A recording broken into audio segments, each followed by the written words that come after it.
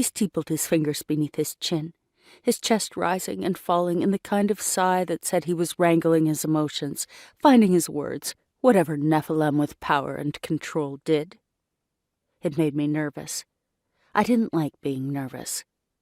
"Just spit it out, okay? Whatever you came to say, just spit it out." He raised bright sapphire eyes to meet my gaze, and damn if that look didn't hit me straight in the solar plexus.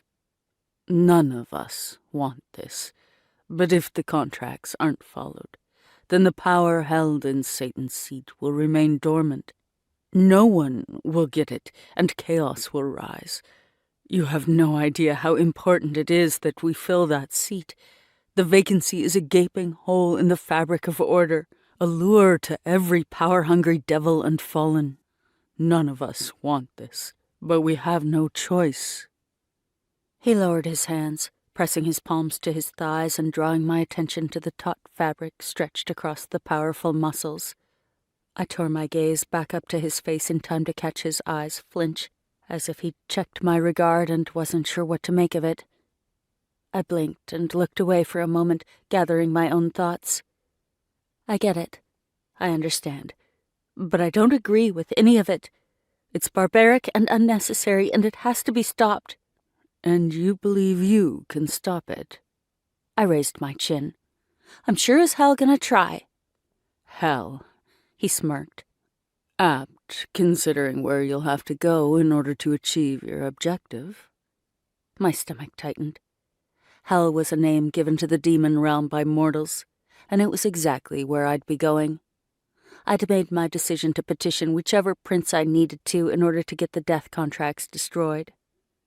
He rose, slow and fluid, and bridged the distance between us. I'd been in his presence many times, but tonight was different.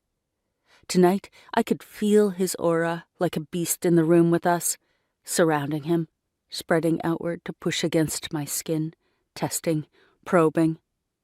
Maybe it was the residual adrenaline from the trial, or the cocktail of rage and injustice simmering in my veins that heightened my senses and warned me to flee or submit. But like hell would I do either of those things. I locked my knees and narrowed my eyes. "Back up." My tone was a husky growl, a warning to him not to test me. His mouth parted slightly, and his nostrils flared as he inhaled. "It's a dangerous task, Nix." My name on his lips was a verbal caress. "The princes have powerful allure, more than you could imagine. What you feel now, in my presence, is merely a fraction of what they could make you feel if they take offense to what you ask and decide to make an example of you." He was so close now that his body heat wrestled with mine. I was forced to lift my chin higher to maintain eye contact, reminding me that he was much bigger in stature than me.